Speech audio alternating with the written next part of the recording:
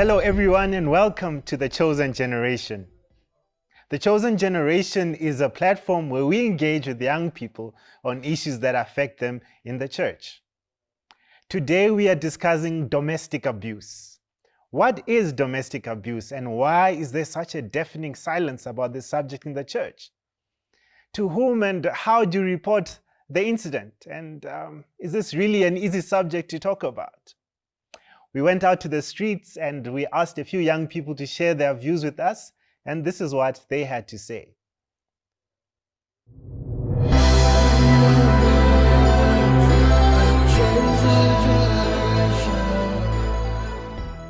Those in toxic and abusive relationships often worry of exposing their partners at the expense of their freedom and happiness. Some abusive partners are leaders in the church, and so the abused sadly choose to protect the image of the marriage than share their pain.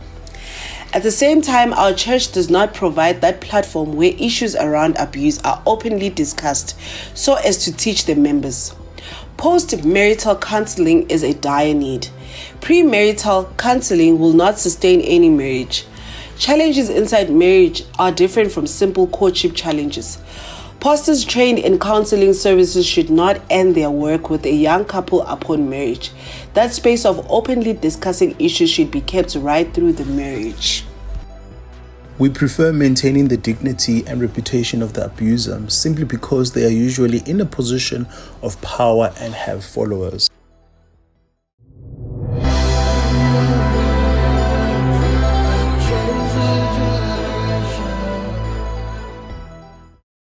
Well, you have heard the incisive views of the young people. You can also share your views with us. Maybe you have questions. Our platform, our social media platforms are there for you to use. Have your say. We'll be right back after the break.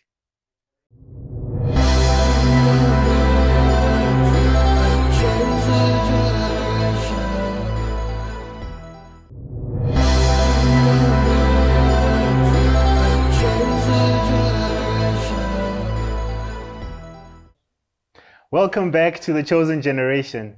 Today we are answering the question, why is there such a deafening silence about the issue of domestic abuse within the church?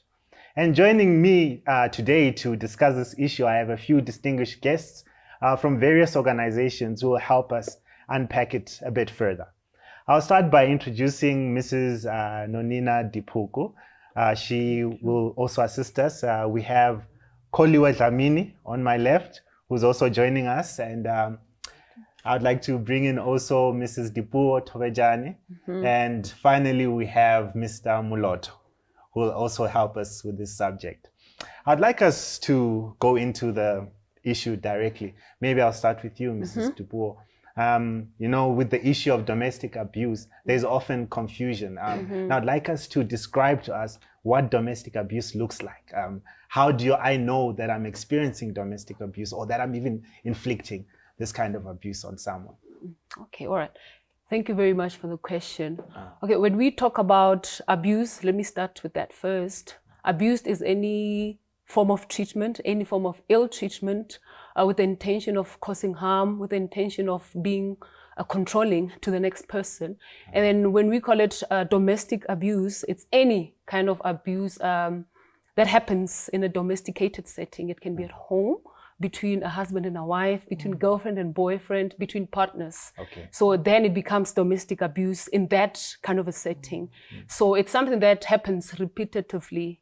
It's a pattern. If it happens over and over, in any form, in a physical form, in a verbal abuse form, in an emotional abuse form, if it's happening at home between a husband and a wife, then we can say it's domestic abuse. So it's something that continuously happens.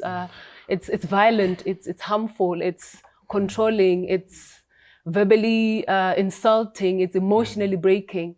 So then we call it domestic abuse because of where it takes place. Oh, okay. About the location. You know, oftentimes the excuse is, well, it was just a family disagreement that went out of control. Where do we draw the line between a simple disagreement between people in an intimate relationship and what I want to zoom into is, where do we say Now, this is abuse. We have to Yeah. do something about it. That's Yes. what I want you to speak to. yes, we can say it's abuse if it continues. Okay. If it happens over and over and over, it becomes a pattern. Okay. Yes, then we can say it's abuse. It's causing harm to the next person. It's causing some sort of emotional damage to the next person. It's a pattern. It becomes a pattern. It's a repetitive thing. Then we can say it's abuse. All right. Because if it happens today, then we are able to resolve it. Doesn't happen again, then I guess it's resolved. But should it happen over and over, irregardless of the intervals, but should it happen over and over, even if it happens after a month, after 2 months, because a lot of women get trapped in what we call the cycle of abuse. Okay. It can happen today, then tomorrow you come and apologize, I'm sorry. But then again, when the abuser apologizes, there's always that blame on the victim. But you know how I get, so why do you give me my food so late? But I'm sorry. Then he apologizes. You go into the honeymoon stage. That's when everything is okay. But then again, a trigger happens. Then it starts and it goes on and That's on. very interesting. I think as you speak about the victim, I think I want to bring in Mrs. Collyway here, because you are a survivor of abuse. Maybe if you can just, in like 2 minutes, just give us the highlights of your story, what the abuse looked like, what form it took, and so forth, and what you went through in your abuse situation. Yeah, in my abuse situation, it encompassed a whole lot, because it went back to there was human trafficking with it. Okay. There was domestic violence that took place with it. There was some xenophobia elements that led to everything just going amiss. Okay. Yeah, Okay. And are you free to tell us maybe 1 or 2 things that happened that made you feel like I'm being abused in that situation? Yes, what I can say is that, every one of us is born with a conscience. Okay. And the conscience is not only to tell you that you have stepped the line of on criminal offense or anything. The conscience is also there to actually tell your mind that your soul is not in agreement with what is happening to your body. Okay. Yes. Okay. So when you reach that point whereby you yourself, an individual, is able to tell yourself that, no, man, this what is happening to me is not it, is not what should be happening to me. Okay. That is when you know that this is not right. I must start speaking about it. I must start speaking up about it. Yeah. Maybe we can bring you in here, Mrs. Dipu. There are many social contexts in which these things take place, and we all belong to different organizations. But particularly in the church, why aren't people discussing this in the church? You find that there's a whole lot of silence, and people are not bringing up. Do you, perhaps, in your experience, have some reasons for why that could be the case? Thank you for the question. You know what I can say and what I can relate in most of the issues? Members of the church, they've got different perspective in regard to domestic abuse or violence. And even our church on its own, they don't have this one form of saying, this is where we stand with domestic abuse. So some members, when they come in front to report, hey, I'm in an abusive relationship and whatsoever, the others will say, no, you cannot stay in that relationship. You need to move out, what. And then the others will say, but what does the Bible say? The Bible say God hates divorce. You must stay. And then you go to Proverbs 31, woman, you must stay even if it's hot. So there are many issues when it comes to domestic abuse, especially in our church. That is why many of us, they tend to keep silent with the issue. And even if they get divorced, nobody even comes to them and say, I've heard that this is happening, you've gone through divorce. They don't even have a way or any psychological whatever that they can put in to help those people to say, okay, you've gone through this, for you to come over it, or so that we know that your family is right or your kids are taken care of. It just happened as if everything is fine, it's normal. We have taken the abnormal things as normal things. We don't even do anything with those families. So people, they've taken a stand so of saying, even if we tell them that this is happening, we know they are not going to say anything or do anything. So why should we report? Why should we do? So we rather keep quiet, because we know, we've seen they have not done anything for others. So with me also, I know I would not expect anything to be done. That is so sad. So the organization itself does not have effective tools to address that issue. Perhaps maybe I should bring you in, Mr. Loto, because you have an organization that you are part of. What are some of the mitigating strategies that you guys have come up with to try and address this vacuum that exists within the church, to address this issue of domestic abuse? So as an organization, we look at the problem of violence as a whole as two segments. We've got proactive actions and we've got reactive. No, it's proactive and reactive actions. Proactive is more before anything happens. Okay. Reactive is when something has now happened, then we then have to come up with this. So we've got, for the reactive, we have individual and family assist, where we come together and we discuss this. We advise where we can, we share knowledge, we share information, and where possible, we also, go the extra mile. Because sometimes the family needs somebody who they can talk to. They don't need somebody who's professional at times. They don't need the police. They just need somebody who can kind of relate. So we create that platform where somebody comes in and they can relate to this problem. So we encourage many survivors to say, you know what, if you are a survivor and we have families who are coming forward, we'll give you a platform to actually engage with the family so that you can help the family through this process. Okay. But the nice part is that also for the survivor, they will be in a position to actually say, you know what, I can also take initiatives to deal with this matter if they have not dealt with it. All right. Proactive issues is then where we come in to say, we know that these things happen. And because they happen, we need to have activities where we constantly are reminding the community of certain things and of the church and people in general, that certain things are wrong. And because they are wrong, we need to take actions when they happen. So that's why we've got our campaigns. We've got the Afatot campaign, which is a Friday with a twist on the fight against violence, and the Stand campaign. They're all about just raising awareness on these issues and educating, because education, I believe, will help us set or change the tone or the current status quo on gender, on violence as a whole, and domestic violence in the home, in the church, in the community at large as well. That's very interesting. I like to commend you on your efforts. That's really encouraging that you are doing something about this issue. Look, we've just scratched the surface. There's so much that we need to cover, but I'd like us to go to an ad break now. Viewers at home, you can have your say on our social media platforms. Let us know what you think. Perhaps you have some ideas that can help us with this issue. Stay tuned. We'll be right back.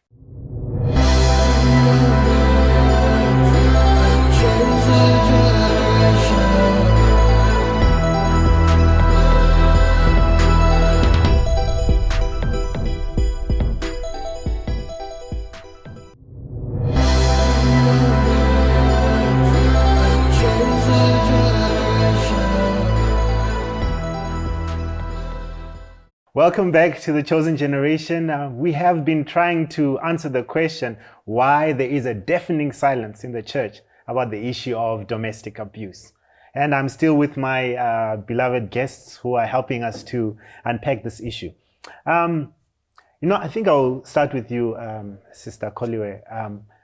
Your story, you just, sort of teased us, but I really want us to understand a bit more. Maybe you can even tell us how you got out of the situation, so that we were able to have a clear view of what this domestic abuse looks like. Maybe you can tell us your story.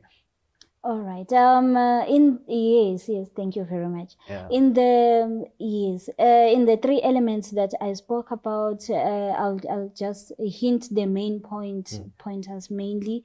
With the xenophobia, we had a problem at home.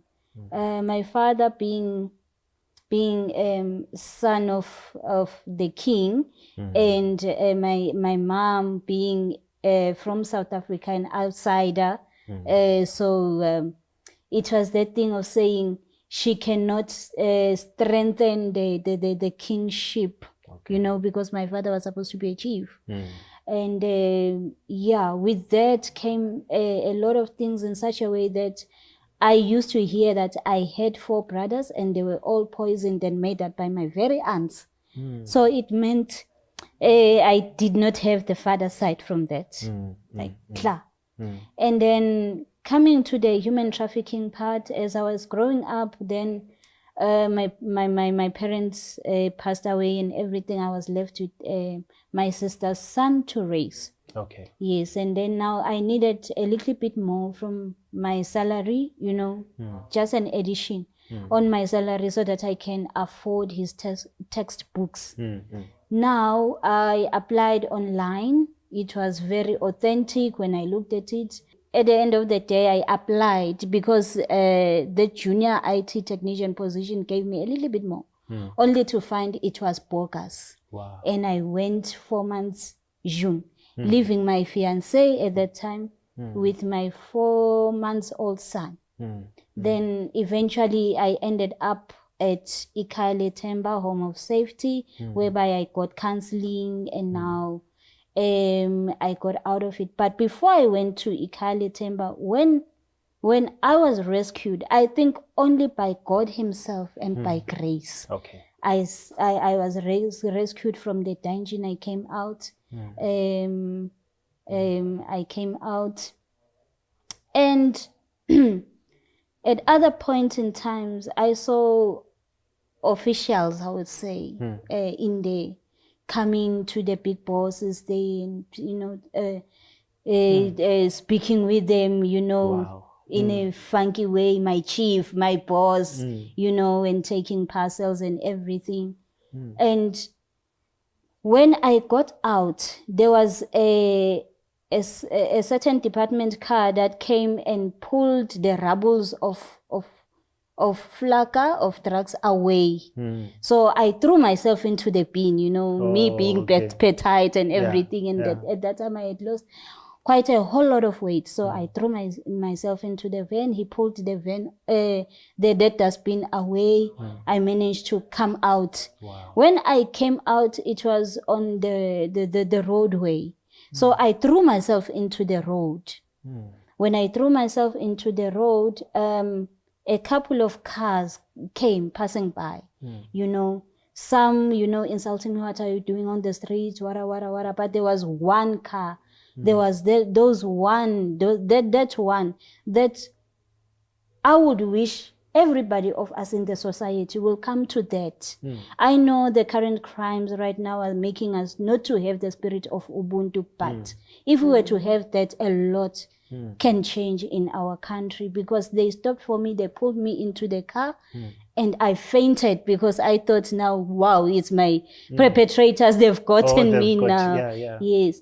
I stayed with them a couple of weeks, and when I told them my story, how I ended up in that city in Cape Town, they said to me, please don't even mention our name, don't mention anything, don't say anything about this. That goes back to the silence now that we must break. Yes. Because they said this is syndicate. Wow. Myself, I didn't know what to syndicate, you know, so I said, okay, let us report syndicate to the police. They said, no, you can't do that.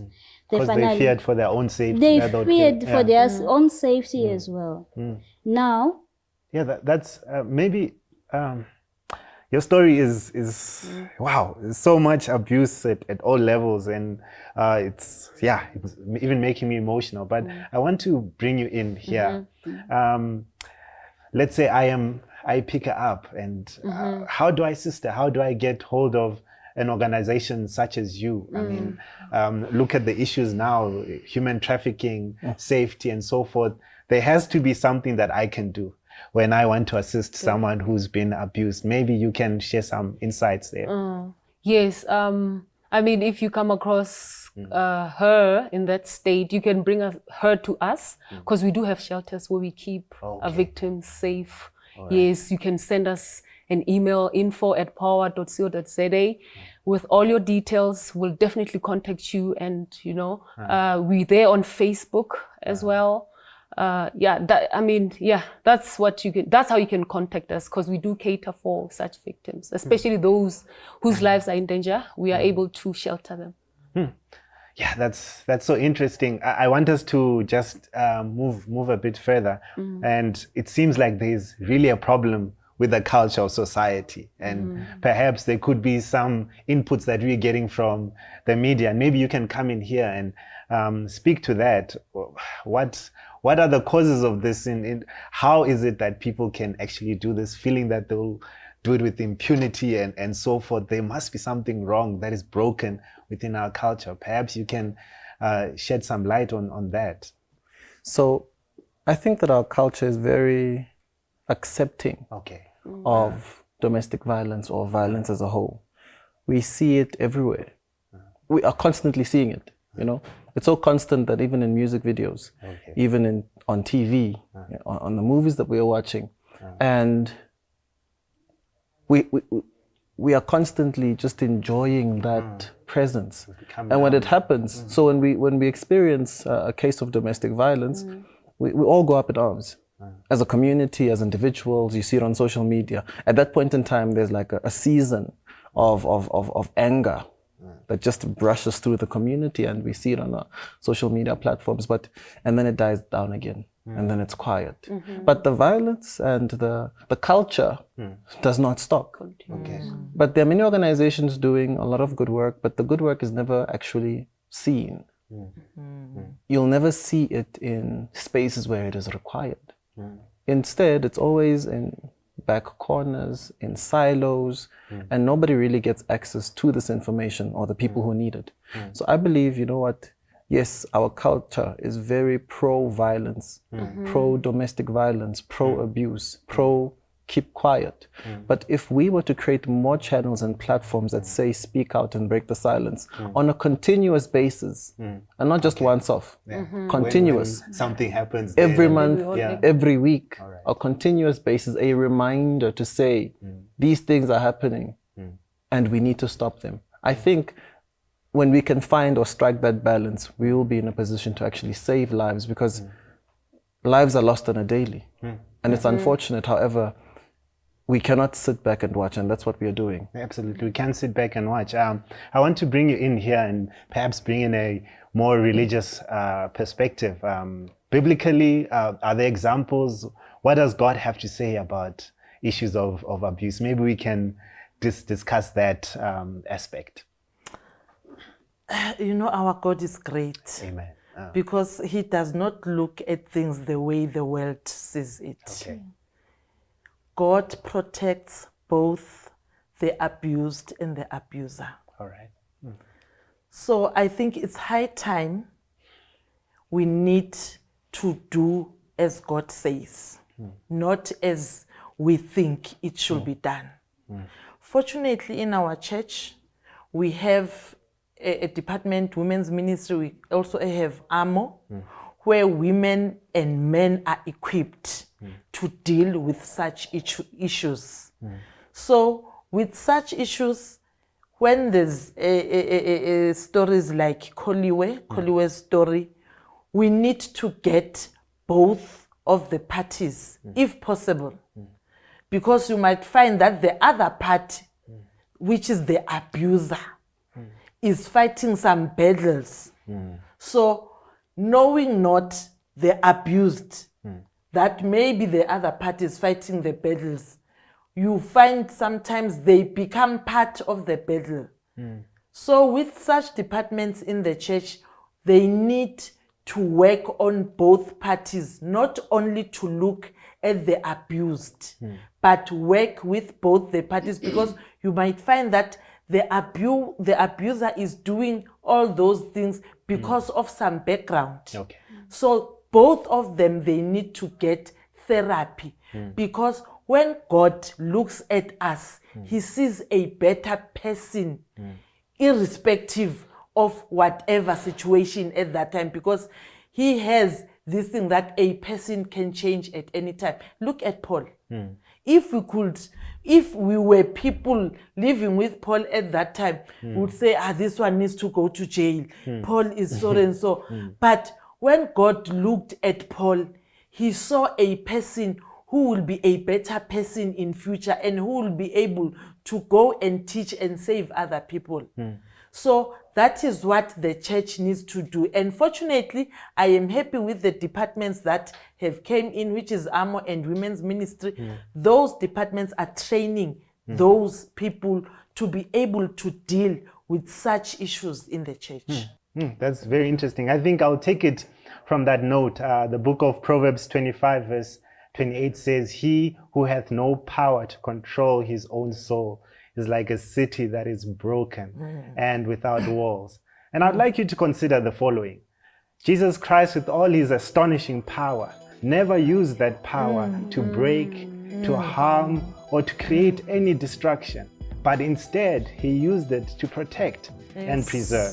Now, I'd like to encourage you, let us emulate this Jesus Christ, because it is he who saves, who sanctifies and satisfies. I'd like to thank my viewers at home for watching us and being part of this show. It doesn't need to end here. Have your view and your say on social media. Let us know what you think. Perhaps we can help each other in ending domestic abuse within the church and within the community. Join us next week as we shall be unpacking another topical issue. Thank you so much for watching, and goodbye.